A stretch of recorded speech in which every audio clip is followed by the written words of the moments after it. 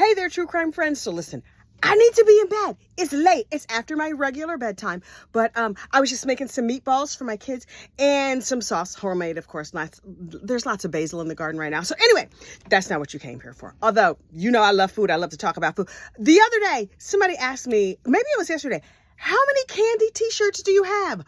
A lot. But it's not just candy. I have a lot of food t-shirts because I'm a big fan. I have noodle t-shirts. I have ramen t-shirts. Oh, this is Old Bay. I have sriracha, a lot of food t-shirts. And then the Pillsbury one so I can stick myself in the tummy and go, you know that sound. Anyway, look, Rudy. I have a teensy little bit of a Rudy update. Listen, this is a story that will not die, but it's starting to make a little bit more sense to me. So somebody said, I think it was on Court TV, why do you think that HPD is not doing more, especially since it's been clear there's an investigator that was hired. I'm not sure if this investigator came from like the police department or someplace else.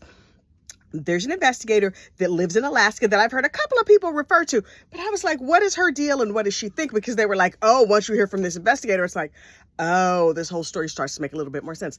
From day one, when Rudy went missing, day one, everybody was suspicious. The police were suspicious. The investigators were suspicious. Everybody was suspicious and questioned if Rudy was actually missing from day one. The reason that the police have not pursued this more intensely is because of Rudy's father. Rudy's father was a Houston police detective, and the theory out there is that the HPD, they don't want to embarrass the widow of a Houston police officer. Doesn't that make sense? That makes so much sense. So, like, yes, she's committed a bunch of crimes and she's clearly gonna burn in the deep, dark inner city of hell. But I was like, right, but aren't they in charge of just like solving crimes and getting to the bottom of things and figuring out like why things have gone all wrong? But that explanation at least makes it more sense. Because if you listen to the press conference where the cops got up there and they were like, Rudy never told us anything wrong. We don't know what's going on. We don't know why. I never heard anything. But then the cops said, I listened for probable cause. And I'm like, okay. So you didn't hear probable cause in any of the claims that he made? Also, come to find out, from day one, when Rudy went missing, his mother was lying about his age. So if a child goes missing, then it's like, oh, everyone, scramble the jets. They do all the stuff and they go start to look right away. But if an adult goes missing, well, listen, y'all have seen enough true crime. Give it 48 hours, give it 2 days, give it 3 days, whatever. Also, if a kid goes missing, people will have fundraisers and people will do all these things. If your adult husband or child, or especially your teenager or whatever, young adult goes missing, people are like, oh, people are allowed to go missing.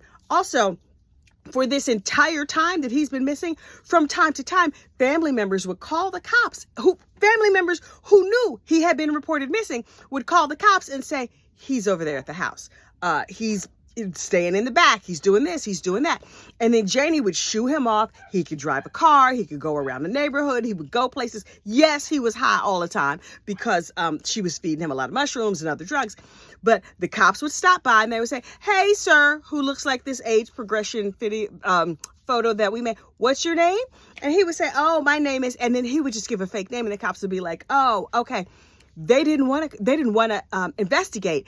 I'm not saying they willfully covered it up, but allegedly, in my opinion, I think there was a little bit of cover up going on here. And at least now it makes sense.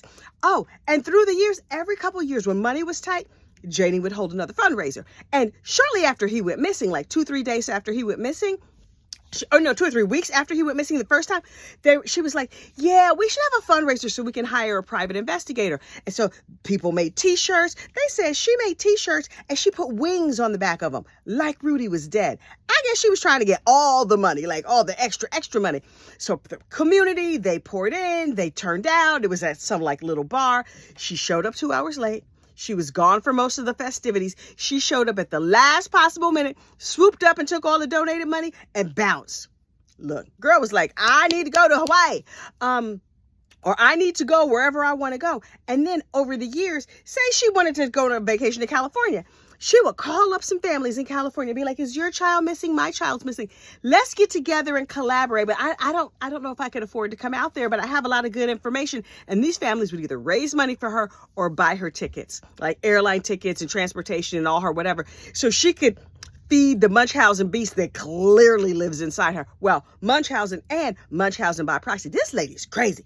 Finally, Rudy gave an interview the other day, and it's like, okay, the first cut of it, the first version, he sounds like an articulate, decent young man who drops the F-bomb a lot. But as a girl who is known to drop an F-bomb or 12, okay, I can get with that, Rudy. Me and you speaking the same language.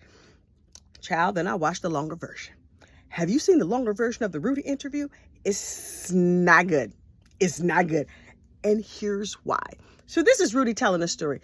Yeah, my mother, she kept me. I lived like a slave. It was terrible. But what I was looking for was the color orange.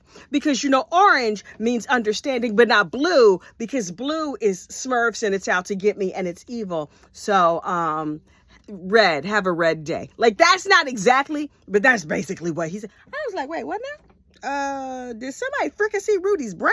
What? Listen, he's experienced a lot of trauma. He saw his brother die in front of him in like some sort of vehicle accident. His father unalived himself there at the police station in his police cruiser in the parking lot.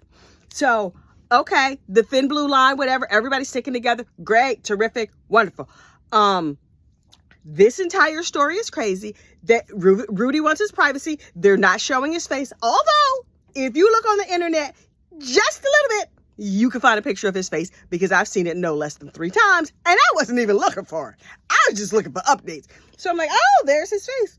Yep, that looks like his picture, like an older version, but yep, that looks like him. He needs privacy and time to heal and to Rudy, you're probably not watching this. I'm sure you know what YouTube is because what else was you doing for 8 years sitting at your house aside from getting high? Don't let him talk to the Because I was like, oh, he's a very sympathetic young man. And the crazy statements about color are spread out enough that you might actually think like you could string together a good, decent, sane interview. But if you listen to it unedited, you're like, oh, Houston, we have a major problem. Now, Brother Quanell X down there in Houston, the community activist, he was like, Rudy needs rehab. I was like, at the very least, he needs trauma therapy. He might need EMDR. He gonna need a whole lot of everything. Listen, this dude is messed up for life, in my opinion. I hope he's not. From the bottom of my heart, I hope he gets all the therapy in the world. But I'm looking at him like, In a couple of years, if he does like a terrible crime or something like that, I don't wish that on him or anybody else. But if he does something dramatic and terrible, it will make sense because his brain needs like healing and love and time to process. What has this woman done? What in the world is wrong with her? This is a loveless, crazy person who, and that's like no insult to actual crazy people of who I might be counted among their numbers. But I'm just like, Janie girl, hell, straight to hell with gasoline draws on. You going all the way, the express bus, do not pass go, do not collect $200, child, you going to hell. And I don't even like say people are going to hell because I don't even know that I believe in hell if you want to know the truth. But Janie, her and the devil gonna be arm in arm. She already live in Houston. She used to the heat.